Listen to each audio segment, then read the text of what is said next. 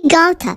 वहां के एक मोड़ पर दो रास्ते थे, जिसमें एक रास्ते पर कम लोगों का ही आना जाना हुआ करता था। आज इस रास्ते से घर जाता हूँ। खाली खाली रास्ते पर चलने का मजा ही कुछ और होता है। सुहाना सफर और ये मौसम हसी, हमें डर यही खो न जाए कहीं। सुहाना सफर और ये मौसम हसी। अरे वो क्या चमक रहा है, एकदम शीशे जैसा। वाह, ये तो कंघी है और बहुत ही सुंदर कंघी है। तभी पीछे से सोहन भी आ जाता है। क्या हुआ भाई रोहन, आज तुम इस रास्ते से कैसे घर जा रहे हो? यहाँ से तो कोई नहीं जाता।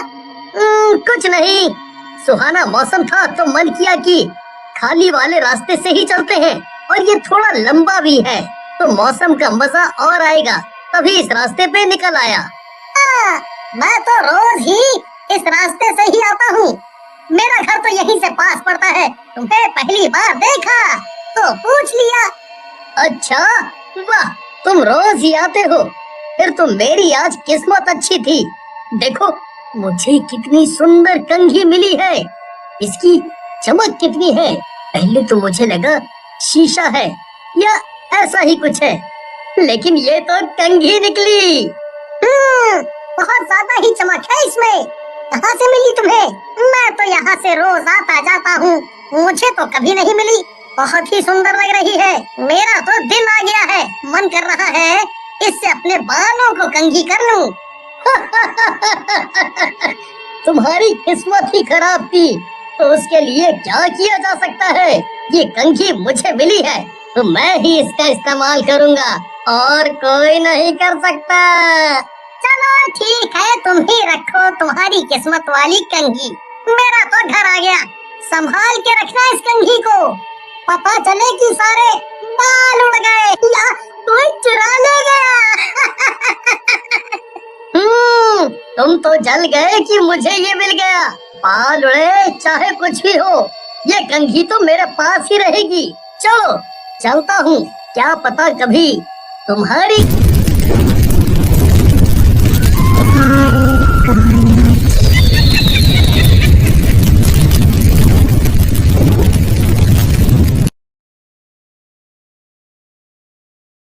किस्मत भी अच्छी हो।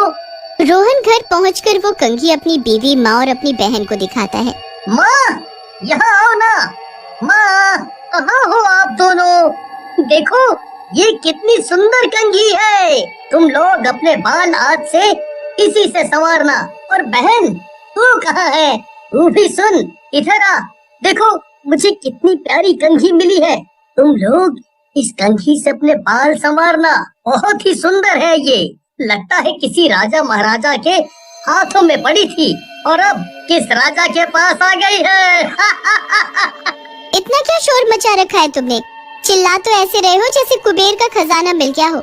हाँ भाभी, आप ठीक बोल रही हैं। घर पर आते इतना ज्यादा शोर मचा दिया है। बोलिए भैया, क्या काम है आपको? ऐसा क्या लेकर आए हैं? ऐसी कोई गिरी हुई चीज उठा ली होगी और ऐसे चिल्ला रहे हैं जैसे कि खजाना लेकर आए हैं। दिखाओ मुझे भी क्या है। ये कंघी तो सच में बहुत सुंदर है। कहाँ से मिली तुम्हें? कितनी प्यारी है। लाओ मैं अपने बाल सबसे पहले कंघी कर लूं। भाभी, आप ऐसा करोगी? कंघी कितनी प्यारी है, पहले मुझे करने दीजिए।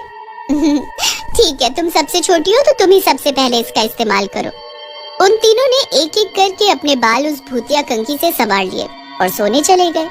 जब वो सुबह उठे तो उन्हें अपना सर बहुत हल्का हल्का लगा। चलो मैं अपना काम करूं, सुबह हो गई है। अरे मेरा सर इतना खाली खाली क्यों लग रहा है? वो जैसे ही अपने सर को छूती है, तेज तेज चिल्लाकर रोने लगती है। हे भगवान, ये क्या किया आपने? मेरे सुंदर और लंबे बाल कहाँ गए? उसके रोने की आवाज सुनकर रोहन और रोहन की बहन दोनों ही कमरे में आ जाते हैं। क्या हुआ भाभी, आप रो क्यों रही हैं? आप ठीक तो है ना? आप घूंघट लेकर क्यों रो रही हैं?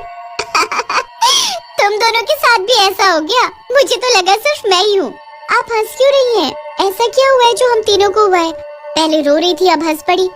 क्या चल रहा है? आप दोनों एक दूसरे को तो देखो, आपको खुद ही पता चल जाएगा कि ऐसा क्या हुआ है। बीवी अपना घूंघट हटा देती है।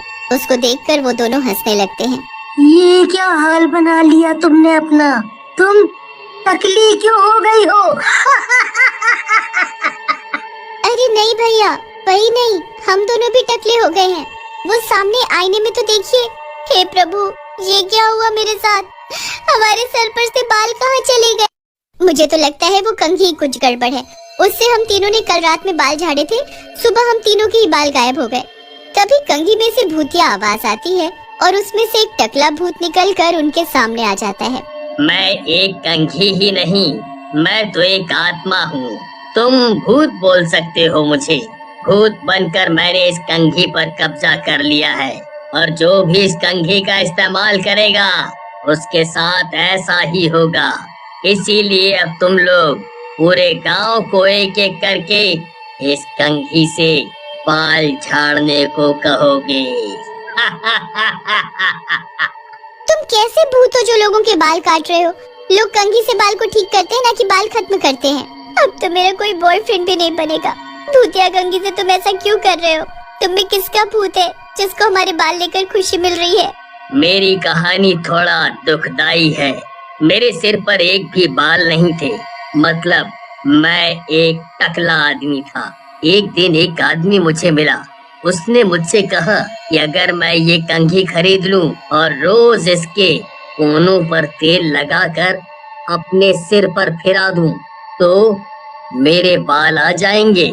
पर ऐसा कुछ नहीं हुआ, मैं टकला ही रह गया। क्या तुम्हारे बाल नहीं आए? तो तुमने उसको क्यों नहीं मारा? बिना मतलब हमारे बाल क्यों हटा दिए? अरे मुझे पता चला कि वो आदमी फिर से शहर में बेचारे टकलों को कंघी बेच रहा है, तो मैं भी उसकी कंघी लेकर उसके पास जाने लगा कि मैं उसका पर्दाफाश कर दूंगा। पर रास्ते में मेरा एक्सीडेंट हो गया और मैं वहीं एक गड्ढे में जाकर गिर गया। गिरने से मेरे प्राण पखेरु उड़ गए। बारिश की वजह से वहाँ पर भूस्खलन हुआ तो मैं मिट्टी में दब गया और कंघी मेरे हाथों में रह गई जो तुमने उठा ली। अब मुझ में वो ताकत है कि मैं लोगों को टकला करूं, क्योंकि लोगों ने मेरा बड़ा मजाक उड़ाया है।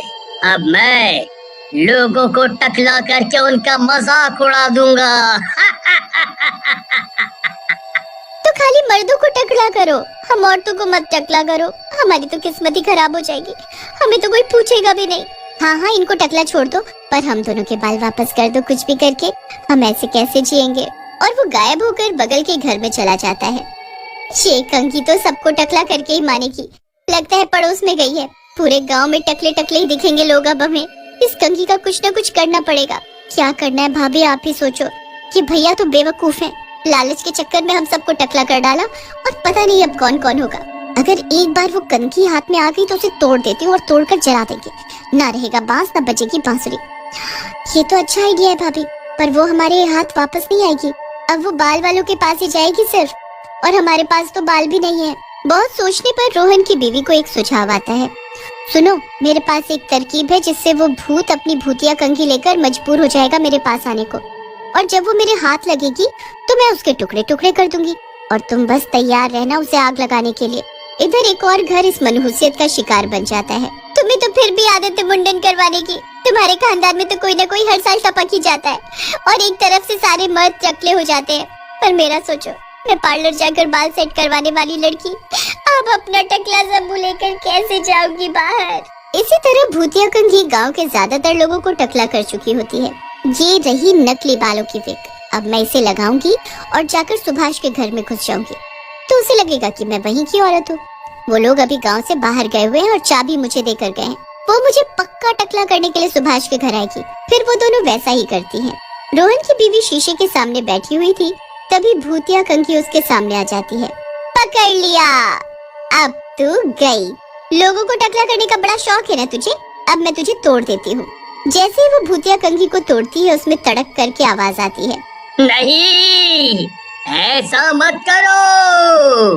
ले आइए आग लगाने का सामान, फूंक देते हैं इसको। बहुत परेशान किया है इसने। हाँ लीजिए भाभी, जला दीजिए इसको। और दोनों मिलकर टूटी हुई कंघी पर तेल डालकर उसको जला देती हैं, जिससे वो कंघी और वो भूत हमेशा के लिए खत्म हो जाता है।